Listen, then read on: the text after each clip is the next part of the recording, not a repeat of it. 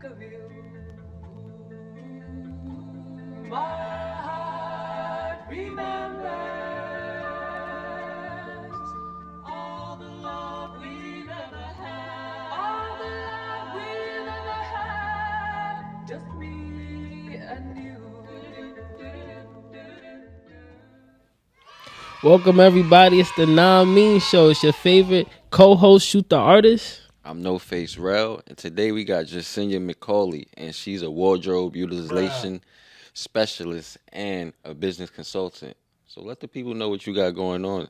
All right. Hey, everybody. I'm Jasenya McCauley, owner of Styled and Emerged. Styled and Emerged is a creative professional company offering wardrobe utilization services to help us maximize our wardrobe usage as well as our wardrobe dollars. Business services to help smaller businesses have professional level results, as well as creative services to help your visions be unique to you and your company. That's cool. So, Jasenya, I have a couple questions for you. So, what's the essence of Styled and Emerged? Like, where did that come from? Like, what inspired you to get into that? Well, honestly, I grew up in a very stylish family. Anybody that knows, I'm from Schenectady, New York, so anybody watching that knows me or my family, they know, what we do.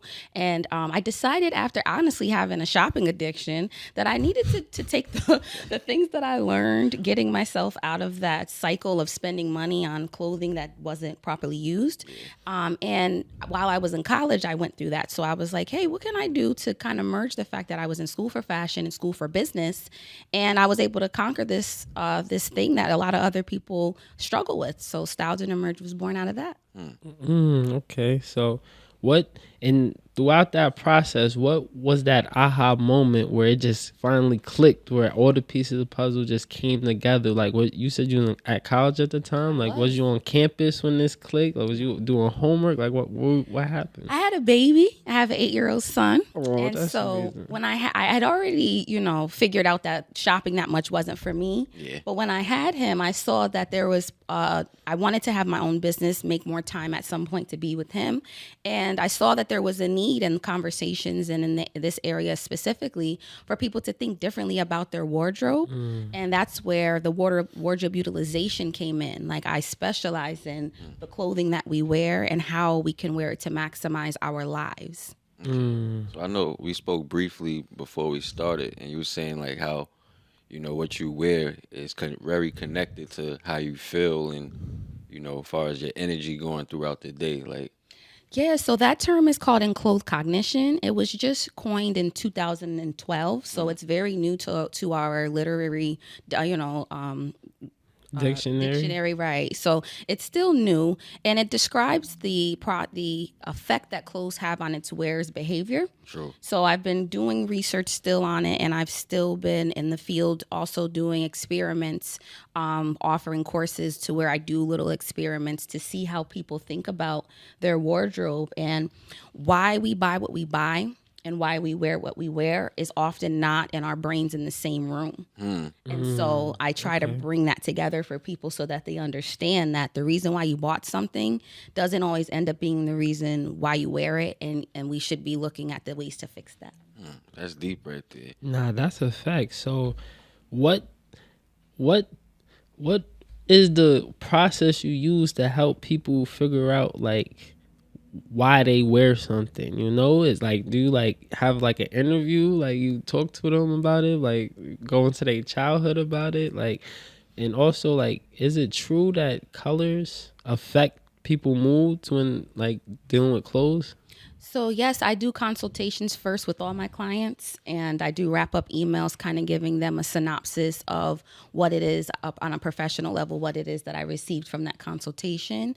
And then when with the color part, there's absolutely a connection to how colors can affect us. I recently had a client who worked in the fitness industry, and I was enlightening her a little bit deeper on how if you maybe suggest that someone wear a power color or identify a power color, they may have a more powerful workout. I could definitely see that. Like it just give you a more energy, a better outlook. Just having that color, and you feel better wearing that color. So that's cool. Nah, that's a fact. And my last question is, where do you see style and emerge in the next 5 to 10 years? You know, like, trying to go corporate, you trying to go international, like. It is a LLC, so I plan on, taking over the world, be honest with you. And so far as the mindset, fast fashion is not only hurting people's cognition, but it's also hurting the planet. It's doing damage to people that can't even afford the clothing that in some areas that they're actually creating it in. So my mission is to kind of, really in a healthy way, get us, the consumers, back in power as it relates to what we wear and use every day. Regardless to what your life looks like, you have to wear clothing or you're going to go to jail. That's a fact. Dang, that's crazy. When I thought about like the work that you do, I see recently Lotto, she picked up Tiana Taylor as her, one of her fashion, consultants. And is that something you see yourself doing, maybe like in the field of helping an artist or a celebrity, just as far as with their wardrobe? So I started off as like doing the fashion styling thing, and that pretty much is like the ultimate, pinnacle for a fashion stylist. And honestly, I would say probably no. I would probably consult the stylists that work with the celebrities so that because those are the influencers, right? Yeah. So I need to influence the influencers so that this message trickles down to us to where we're not in a certain economical standpoint, but we're wearing $1,200 shoes and we think that again, our cognition tells us I'm a millionaire because I look like a millionaire, but your bank account says otherwise, right? So I'm trying to free people from that mental jail that we have going on. So that like that illusion and stuff like that, Thank you for that, Jasenya. So right now we're gonna show y'all a little clip from our Atlanta trip, So tune in, enjoy, and we'll be right back. People, it's No Face Rel from the Non-Mean Show. And we out here in ATL.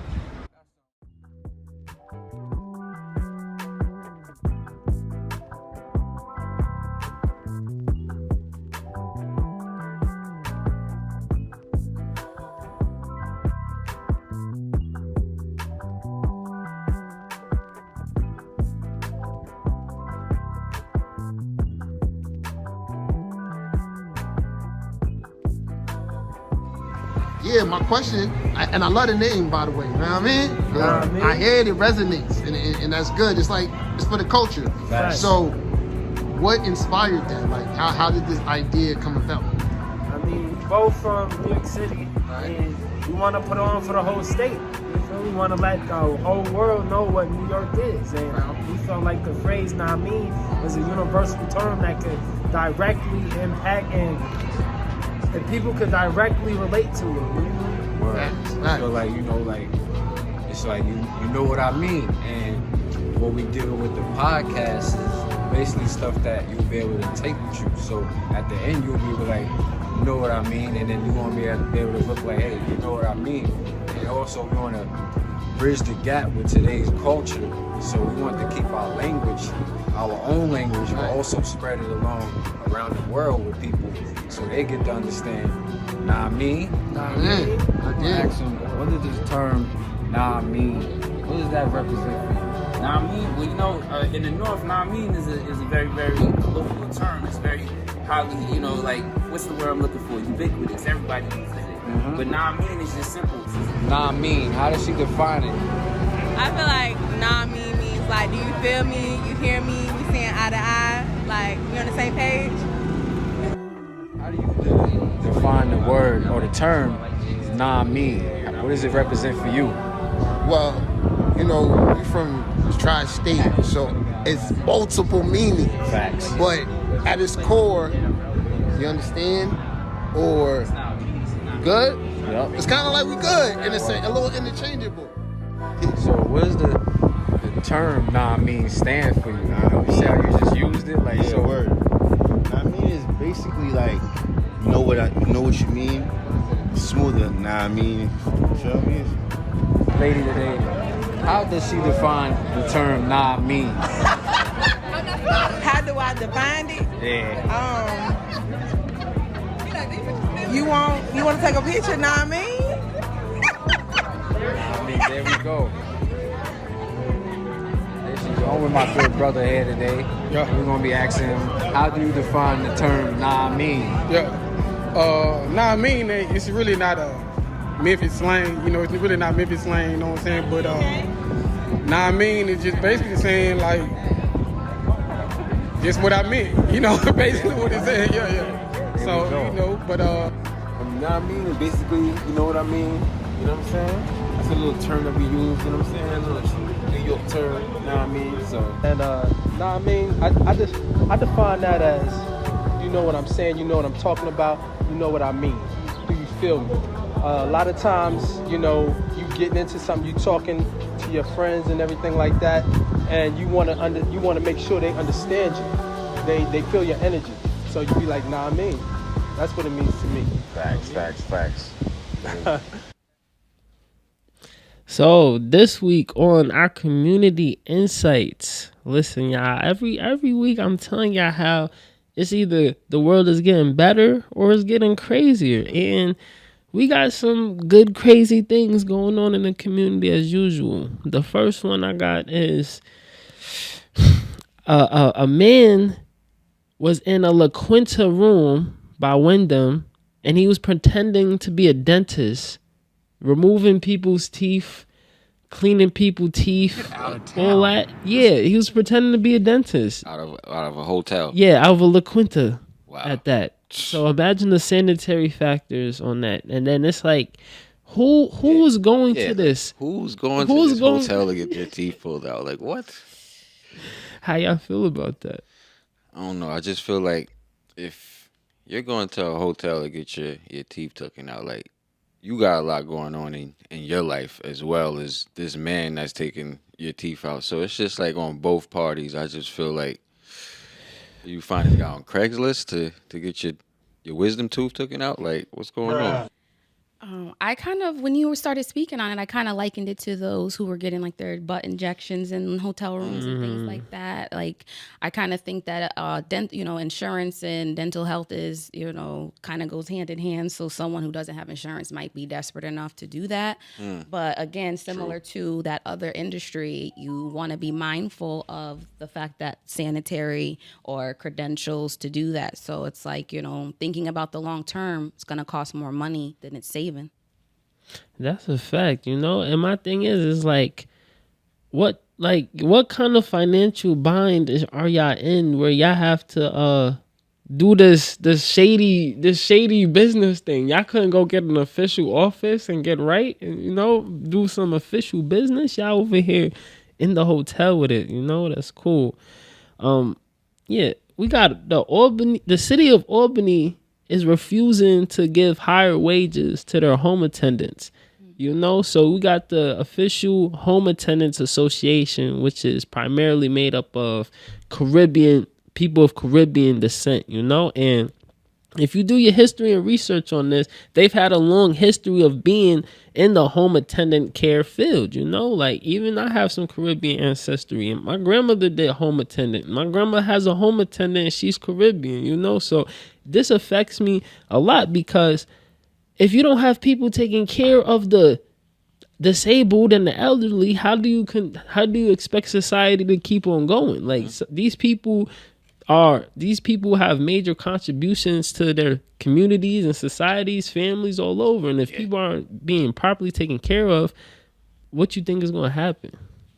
It's definitely going to be a trickle effect, down to where you're not able to go check on your grandmother because, her situation is just like nobody's watching her. Like, or you may have to spend more time going to go check on your elderly loved ones and taking time out your day, and that's affecting everybody. So, and I just thought about, like, honestly, abuse, right? Because if someone's stressed because at home they're not making enough money and things are stressful, they might be short-tempered with their patient or they might be neglectful to their patient.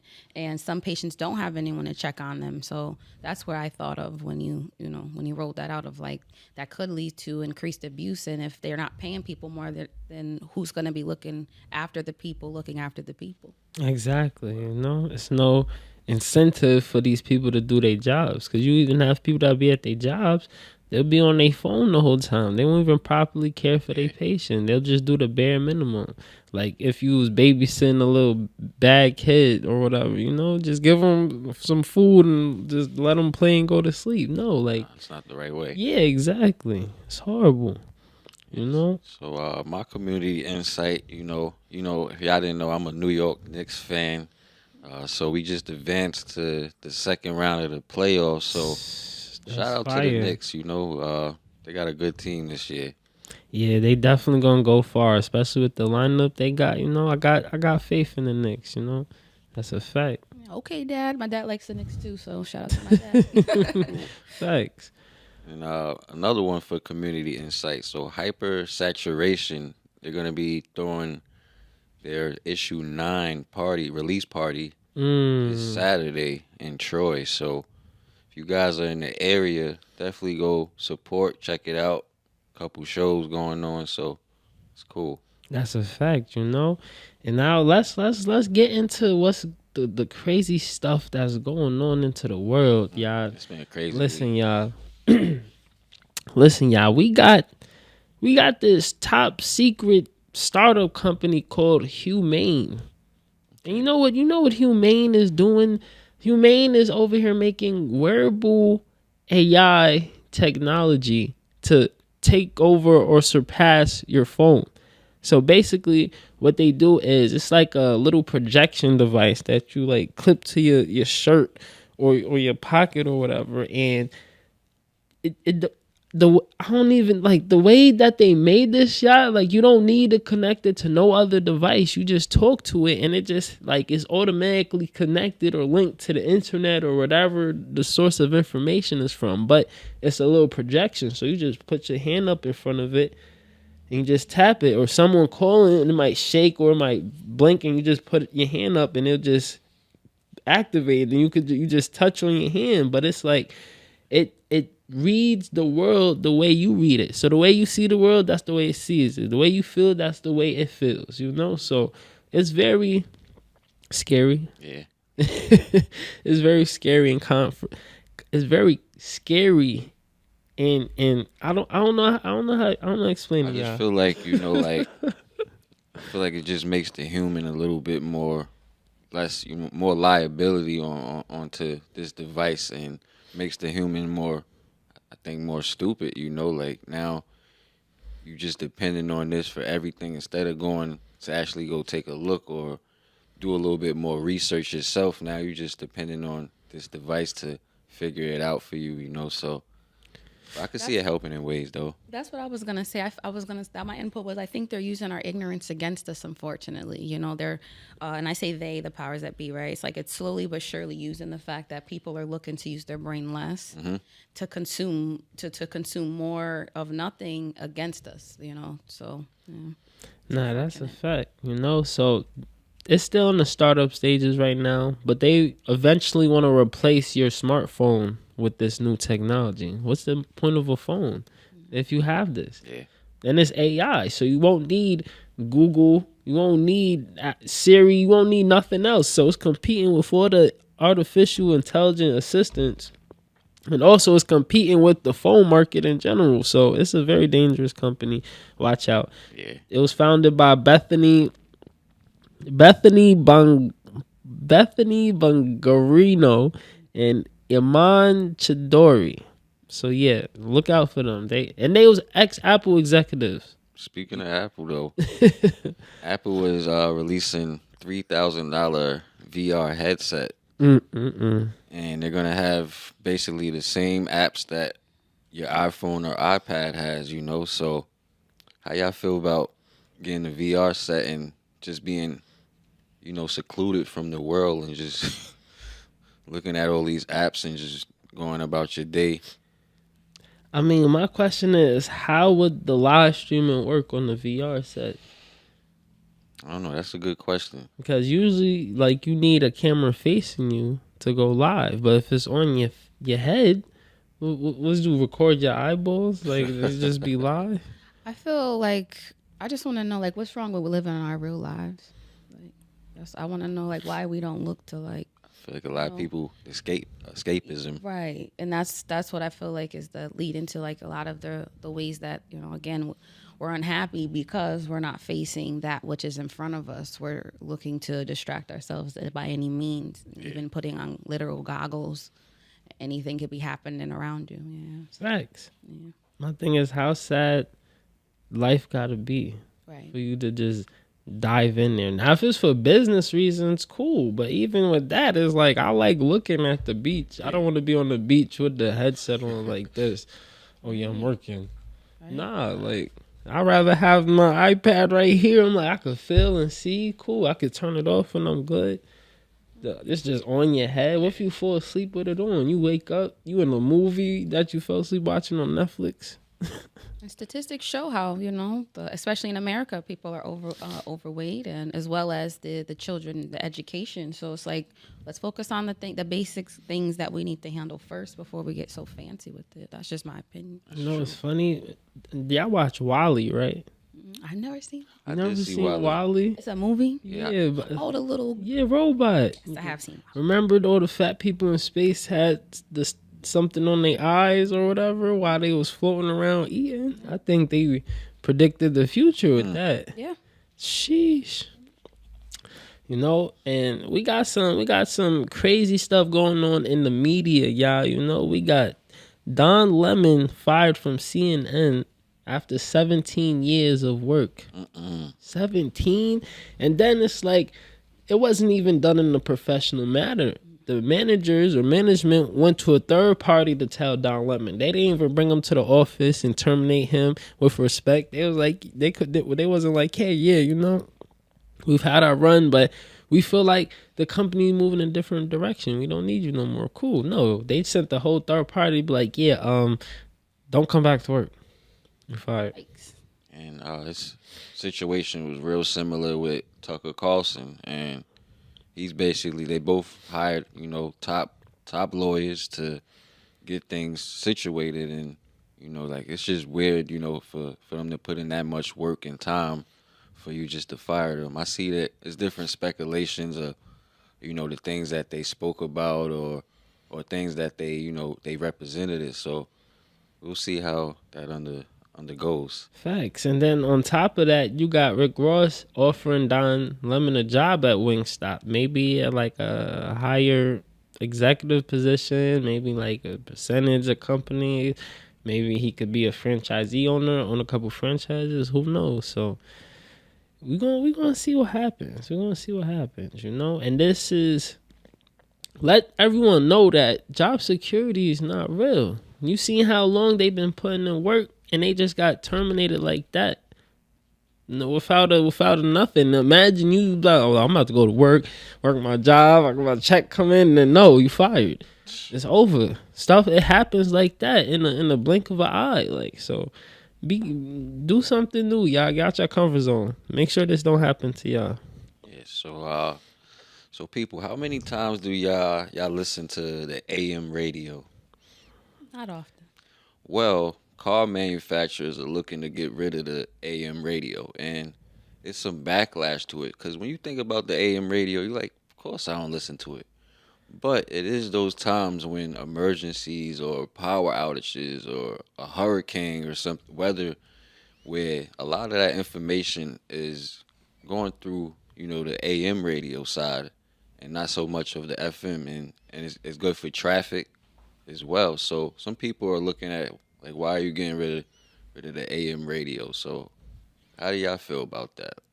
I mean, based on what you just said, I feel like they just trying to cut off information now. You feel me? They trying to cut off the supply of information. When especially in emergencies, that's what people go to is the AM. So you telling me the next emergency, we just got the FM regular radio station? Where's the info? What's happening? What's going on? We don't get that. It's no access. I think society's just trying to grow too fast, too far, too fast. Yeah. And then it's like the generations behind us don't have the stability for us to be trying to be that fancy about it. Yeah, facts. It's horrible. I had something for Hot Topics. Go ahead. I was reading this week that Gen Z is supposedly making fashion more sustainable. They're okay with using dupes, like things that like counterfeit items or items that look like something else.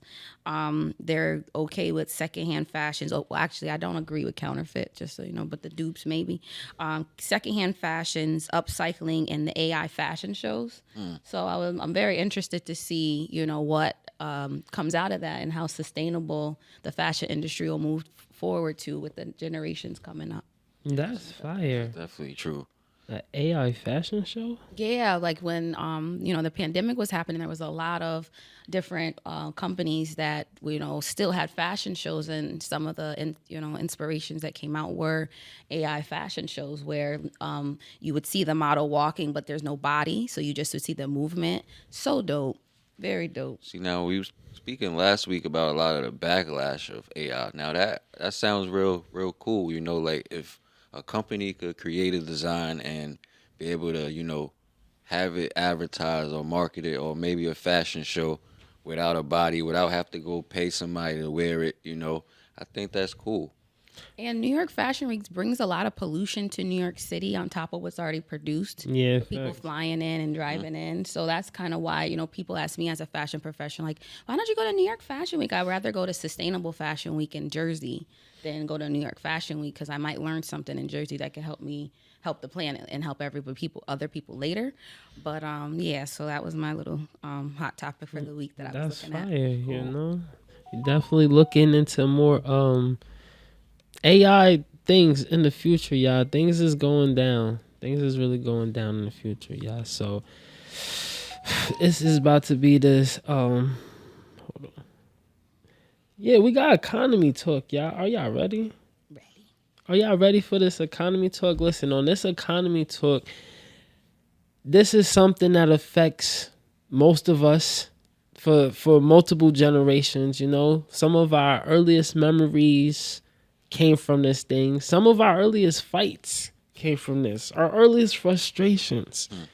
We talking about video games, y'all. Economy. Listen.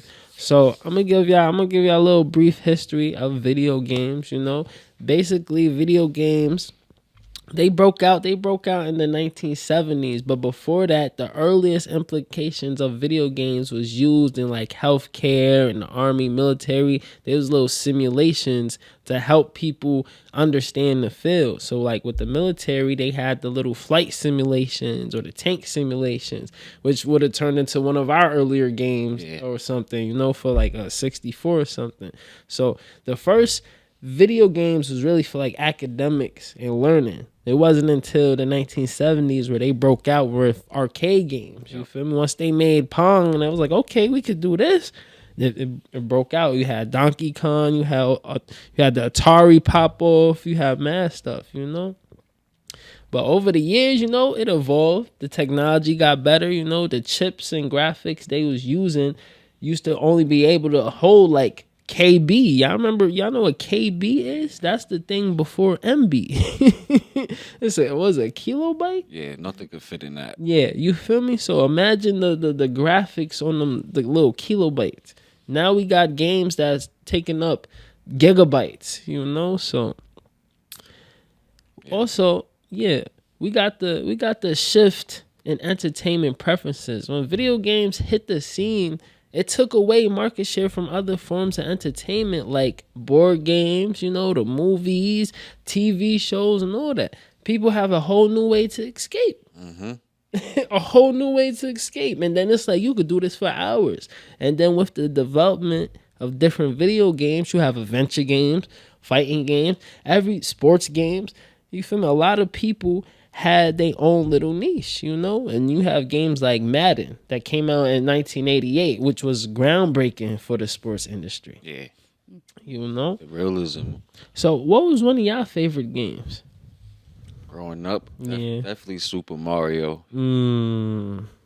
I had the Super Nintendo. I had to blow on the cartridge to make sure it worked correctly. It's like 1,000 times. Yeah. Oh my God. For me, it's Sonic, Tetris. Okay. Definitely.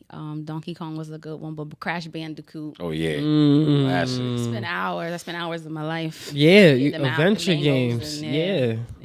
I also like the Spiral.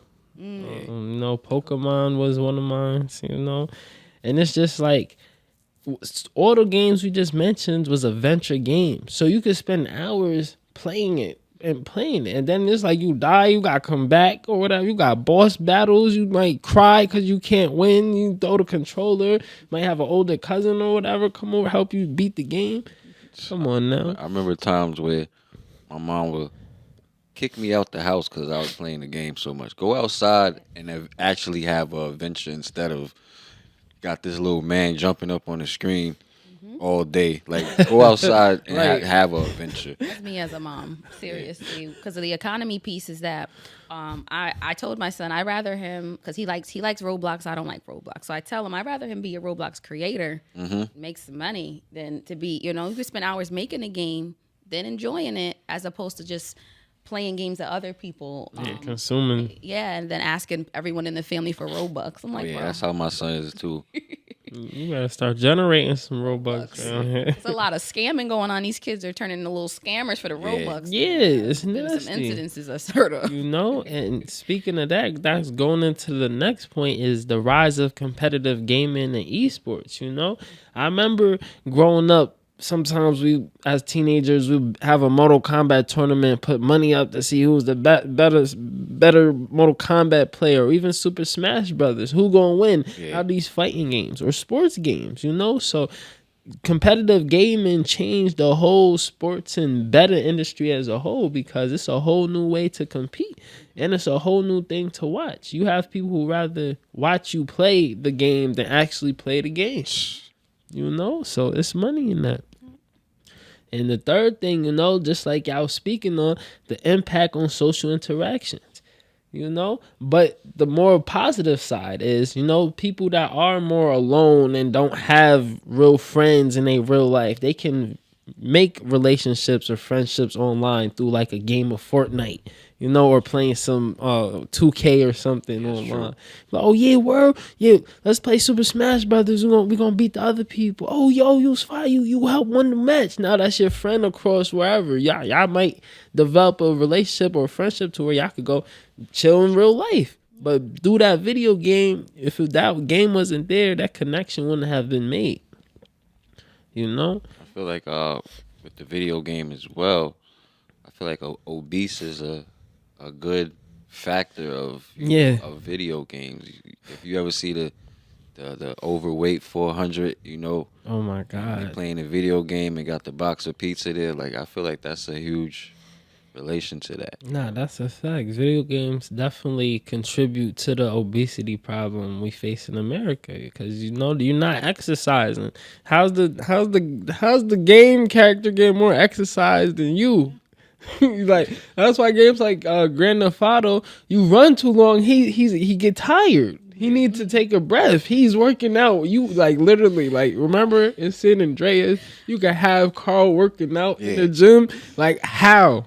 Why you not working out? You make your character more stronger and buffer than you in real life. And the realism, like with Sims, or where you're living a fantasy life, and meanwhile, your house is not clean and bills is not paid, and like, why don't you take a look at yourself in the mirror and try to reverse that, But that's going back to the insecurities. I gotta escape. So that's going into the fourth point. It's the emergence of mobile gaming, because mobile gaming also adds to the social interactions being lessened to where people not talking, also adding to the obesity, also adding to the economy. But now you got older folks, you got people in their 60s, 70s that might play some, what's it called? Candy Crush or something, a little simple game like that. Yeah, Wordle or Scramble online, or so Speed. Shout out to my exactly. They got the gambling casino games. Yeah, they got the slots. Come on now, mobile slots. Come on now. So with that just adds to the amount of people who are able and access to some type of game and entertainment, because everybody needs some type of escapism. So they made it accessible to everybody. Even with the iPads and the tablets and stuff, that's still another form of mobile gaming. You know, where's your kid at? He been, I don't know. I don't know what he doing. Right. He wildin'. And then number 5, we got the influence on consumer spending. You know, so as the gaming industry has grown, you know, so has the variety of different products and services they have with the games. Like you just said, it was Robux. Exactly. Yes. That's one of the products they made to increase the amount of money they could get from you. How much products can we sell you? Now he's gonna get a Robux to buy. It's 100 different things he could buy with these Robux. Okay, I need more. You feel me? Before it used to be like, okay, just buy this for the game and that's it. Now they want you to buy their in-game currency, to buy their in-game items and stuff like that. So you know what I'm also seeing? I'm seeing a lot of games that they give you for free, like Roblox, and the game be free right off the bat, but the amount that you would spend on it would be like maybe 10 times the amount of a game that you would have paid in the beginning. You know, like, so it's like crazy. You could wind up spending $1,000 on just Roblox. Like, yeah. My son, he enlightened me that there's also like a social class, right? So I think it's called a noob. If you don't have any of like the fancy stuff, they'll in the chat they'll call people names and stuff, and it encourages you to want to buy, you know, other things. And you know, I found out because I did research, and I'm like, you know that if you actually can, because you can earn Robux and cash them out. So I think it's like 100,000 Robux is like $100 real. Wow. So I've been pumping that to the kids. Like, you would get you some, save your Robux and get you some money going. Yeah, nah, that's good that they're able to earn, but like you said, with the class system, yeah, that just feeds into the toxic energy of the consumerism. You know, who put that together to be like, oh, if you don't got this, you feel insecure. And that's going back into your wardrobe specialist. You know, people wearing the certain things in real life because I want to feel like this. Now your virtual person feels insecure.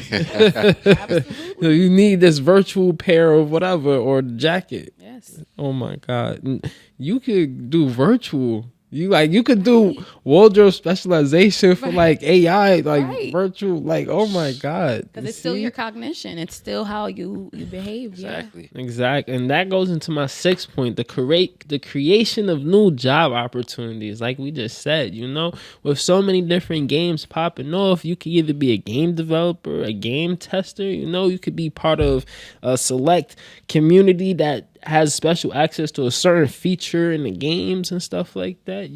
Who knows what you could do with this game and stuff. Like you just said, you could be a wardrobe specialist for people in Roblox for their avatars. It sounds crazy, but it's money in there. Yeah, it's definitely. People, and then it's like I said earlier, like people don't want to utilize their brain as much. So why would I want to sit here and focus on creating the best wardrobe when I could pay you 10,000 Robux or whatever to get my character right? Absolutely. I think that a lot of the new jobs that can be formed is really out of these voids that we're speaking about today. It's like there's so many voids, right? So like even from like when my mother was growing up, it's like people were just generally more healthy and fit because there wasn't as much mobility. There's like people were walking more. It was okay socially. Yeah. Now it's like you walk into the store, you got a car. It's like, but I'm walking to the store. So you come in or you know, so I definitely think that a lot of the opportunities for new positions and new businesses, there's a lot of needs. Yeah, so, definitely. you know, like you just said, people don't want to, do a lot. They want to stick to,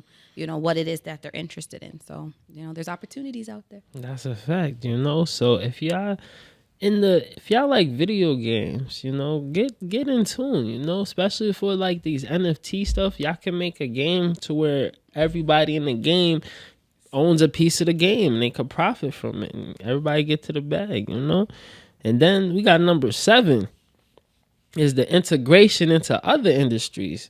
You know how much of an impact video games have had on our culture, not just here, but around the world, to the point we got shows like Last of Us. Last of Us was a game. Now it's a show on HBO now.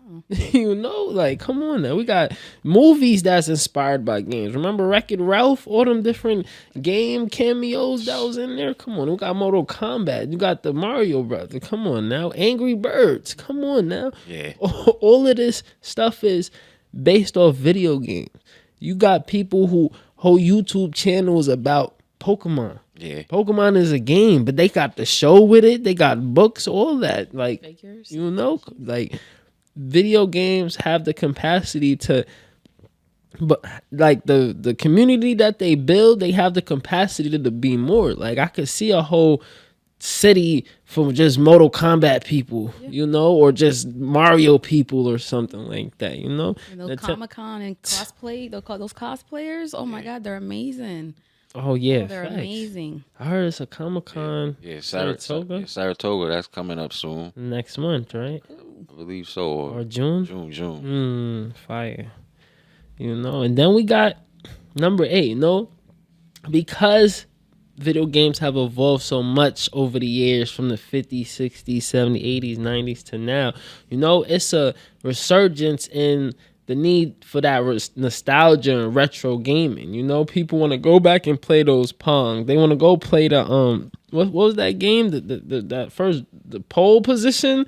Yeah, they want to go play pole position. They want to play Dig Dug, the old Pac-Mans, Contras, all that. You know, they want to feel that old arcades, Nycom feel again. You know, so you got people putting their money together, bringing back these old retro arcades with a new look to it, with new feel to it. You know, they updating the graphics and all that. So as the video game industry grows and they get new consumers, you got a lot of older people that's in like their 50s, 40s right now. You feel me? They still want to play the regular Super Mario. They don't want all that new Galaxy feature stuff. So yeah, you know, if y'all got your favorite video game, y'all better record it, get on Twitch, and make some money. Don't just play the game. Like, in today's world, there's so much you could do. If you got one of them super adventure games, make a video on how to beat that monster for a quest so you can make some money and show someone else how to do it.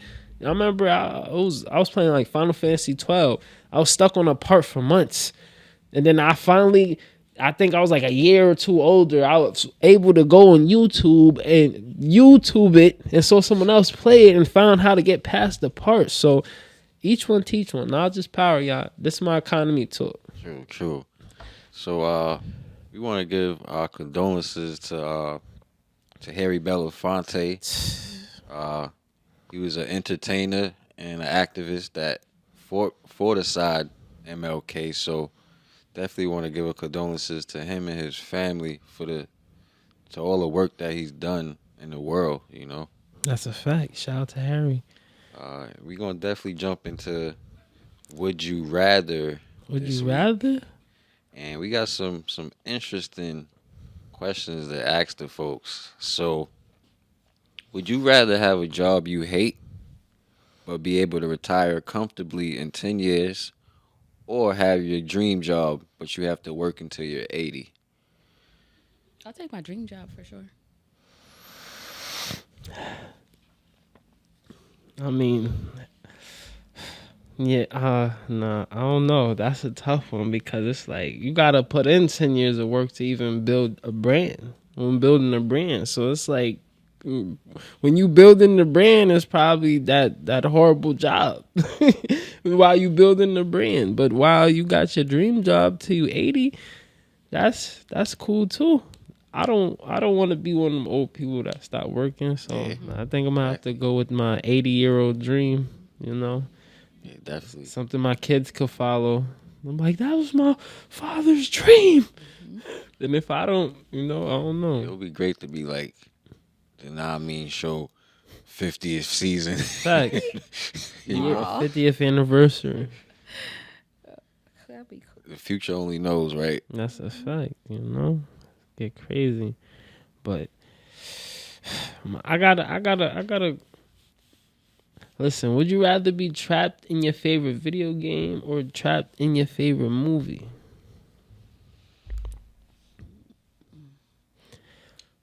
I would want to be trapped in my favorite movie because I'll be able to have a gun.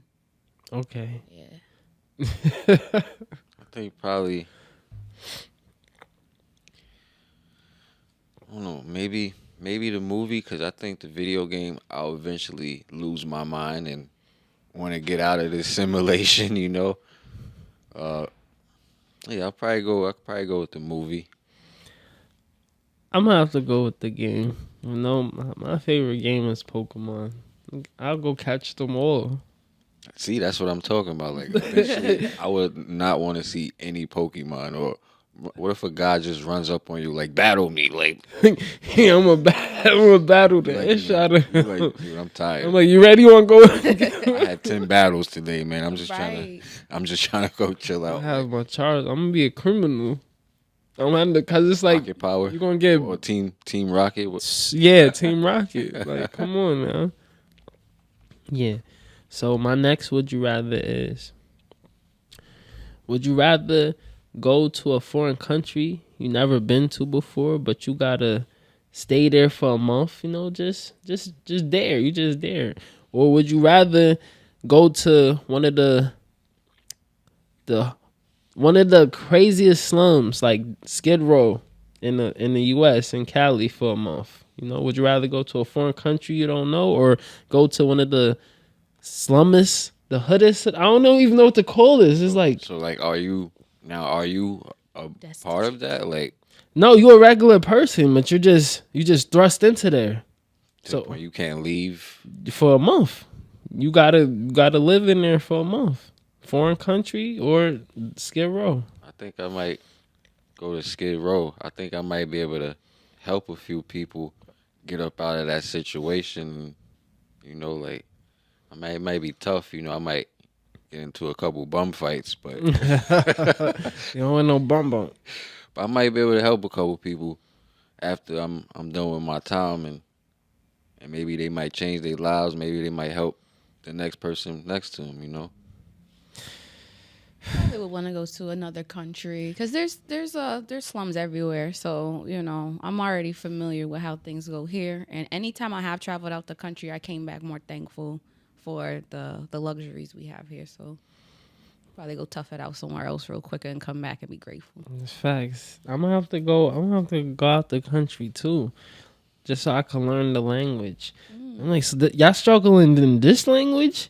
How you say he a bum in your language? How you say that? Yeah, you got to do better, bro. Or whatever language that is. Yeah, I'm getting out of my comfort zone. True. So my last one is just a weird or situation. So it'd be like, would you rather clean a stranger's house, or would you rather accidentally like your ex picture? Oh my god. And it's one of them pictures that you know is one of their best pictures. Everybody liking it. You happen to. No, you was just scrolling in this. Actually, you loved it. You actually loved it. Not accidentally loved it. Oh. I would go ahead and I would love it because he's still handsome. That has nothing to do with he's still handsome. Shout out to him. Yeah. Yeah, I mean. Yeah, I'm gonna clean the stranger house. Yeah, I could deal with probably, you know, the light. It might be just, you know. I mean, and it depends on the ex too, because it's like some exes, it's no liking, it's loves nothing. You feel me? And I accidentally loved, nah. I gotta hit you up now, my girl. I ain't never mean none of that. Just now, oh my girl, you chill. Wow. So I have one real quick. I thought of one. Would you guys rather let your ex pick out your clothes for a month, or wear the same outfit for a month? My ex. Yeah, I'll definitely. I feel like, especially with females, I feel like y'all want to, with your man, you know, feel me, like going outside the house, you know, you want him to look. Just your ex. Well, it's my ex. Mm-hmm. Oh, she gonna make you look crazy. Maybe. Who knows? I mean, I'll go with the ex just like it's gonna be something different every day. You know, but she could be spiteful, like, yeah, we're wearing this again. I think she definitely gonna make me look like a bum. Like, definitely not attractable to nobody. For that whole month, you was visible. Like, dogs won't even walk up to me. Like, yeah, is that a tree? Crazy. Cool. So, after we're done with that, we're gonna jump into the lifestyle and depth for you folks. Fire. And with this week, we're gonna be talking about bringing some life into your imagination. You know, bringing that to fruition. So, imagination is an overriding reality. The future of the reality clearly belongs to imagination. Now, since reality can be shaped in any possible way, it is only possible that imagination is the way you choose to shape into it what it is. So, with number one, we want to talk about where you want to be. And with that imagination, that's definitely going to help you out with that. It all starts with the ability to see what could be and create an image of the possibility of a brighter future, which could looks and feels better than when you think about your imagination. In a modern world, this simple process is seeing what the world can when you apply your imagination to what is called vision. Now, with number two, we're going to be talking about the power of your connections. Now, when you use your imagination, you can explore new ideas and come up with the original solutions to your problem. Now, the key to your leverage is your previous knowledge and experiences to make new connections. Now, think of generating new ideas and leap into the thinking that is framed into your relation of a previous experience you already had. Now, you make that connection with just previous things that you dealt with and how that went, and use your imagination to predict. Well, you can't really predict what the future holds, but you could have that imagination to kind of sort of look at how it would be, just based off your previous, experiences. Okay. Now, with number three, you want to be expanding your imagination. So you don't want to limit yourself. You need to remove constraints on your thinking and let your imagination run free. If you constantly hold back your imagination, you will constantly hold yourself back. That's a fact. And you will never know where one idea will take you if you allow yourself to follow it down a rabbit hole. Now, ideas spark other ideas. Like when you put the coal in the grill and you fire it up, and one side might not be lit until you lit that one, and then the whole one is. So that's how it works. Ideas spark other ideas. So you just want to make sure it triggers that response to replace something new.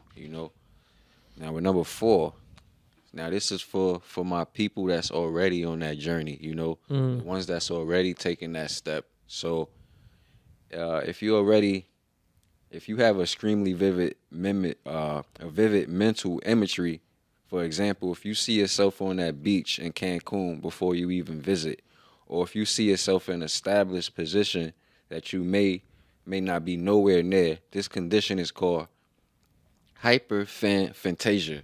Now, this condition, don't think of a condition. When we hear condition, we might think, oh, like, is that bad? No, it's not bad. It just means that you have a brighter outlook on things. You're able to deal with problems at a faster rate than the normal person. So look at this condition as, just execute on your imagination. Don't let, like I said, don't let it hold you back, and just keep running with it. So that's bringing your imagination to life, lifestyle in depth. Love that. That's a fact, and I just want to let everyone know that everything that No Face just said, you gotta get out your comfort zone mentally. You gotta think new thoughts. Sometimes we're not able to have these visions or thoughts because we're not exposed to certain things. So if you feel like, if you have the self-awareness to realize you're in an environment that's not serving you, try to do some little things to get out your comfort zone that can help spark those visions, to help spark those mental images in your mind, because it starts up here first. If you could think it, you could do it, but you gotta have that thought first. So yeah. In regards to like the creative, I'm in that field. I really always tell people to don't imitate, but innovate, right? So like right now, a lot of people are doing a lot of like silver photo shoots, silver background photo shoots. And I would love to encourage some of those people, maybe try a different color or, do something a little different with it. And don't try to, reach for the person that you feel did it the best and try to, imitate that, because it's like very obvious, especially if you don't have the same dollars to back that type of project. That's a fact. Innovation breeds competition, or competition breeds innovation, you know? So Cool. So we had a dope episode today. I was happy that you was able to come and join us today. Let the people know where they can find you at. Sure, you guys can find me at Styled and Emerged on all platforms. You can also join the Transparency Group. That is a supportive business community on Facebook. Also, I have 3 projects that I'm involved in. Trouble in Mind, which will be at Albany Women's League June 3rd and 4th, as well as June 6th and 10th and 11th, apologies. And that is produced by the Callaloo Theater Company, directed by the wonderful Karen Christina Jones. Okay. Also, my fashion show, A Styled Trail, which will be August 19th, right here in Schenectady on part of the Erie Canal Trailway. So check that out on Eventbrite for updates. And also, Anami Off the Mask will be November 3rd at the Albany Marriott. It is a fundraising fashion show. NAMI New York State helps advocate and provide resources for mental health awareness and support. okay, that's fine, you know? I like that. So I'm No Face Rel. I'm Shoot the Artist, Jasenya McCauley. and this the Nah Mean Show. Nah Mean? I mean, Okay. Welcome everybody. It's your favorite abstract artist, Shoot the Artist, and today's painting with Shoot. Y'all listen. This is another something that resonates with all of y'all. You know, I call this painting the anti 9 to 5. You know, because as you can see, you got the 9 to 5, but it's X'd out. Because truth be told, you could get more things done other than the hours of 9 to 5. People think 9 to 5, that's the job, that's it. No, when you get off that, when you punch out that clock, that's when the real work begin on yourself. You put in your time for the next man, next woman. Now you got to put in your time for yourself. And as you can see, everything else outside of the 9 to 5, you know, it's fire. You know, you got your little health, you got your love, you got your health and stuff. You got to spend time with your animals, you got the nature, you know, but you can't do that if you just focus on the 9 to 5. You know, so trade in your 9 to 5 for something a little better. But don't just quit, you know. Make sure you got something that could supplement your income. That's what people get the game effed up. They be like, I'm going to just quit. No. Quit when you got something else that's bringing in the same amount of money you getting from the job. Then you could quit. You know, the reason why we got 9 to 5s is only to pay back the taxes to the Federal Reserve, because that's an independent entity. The United States don't own the Federal Reserve. The Federal Reserve loans the money out to us. You feel me? We pay taxes to pay back the interest on the money they gave us. That's the only reason. So when you stuck in your 9 to 5, just remember, you paying back the Federal Reserve. When you own your own business, you got to pay your taxes too, but you get your money back because it's a write-off. So this is my painting with Shoot, the anti-95, the anti-9 to 5, you know? So, Shoot.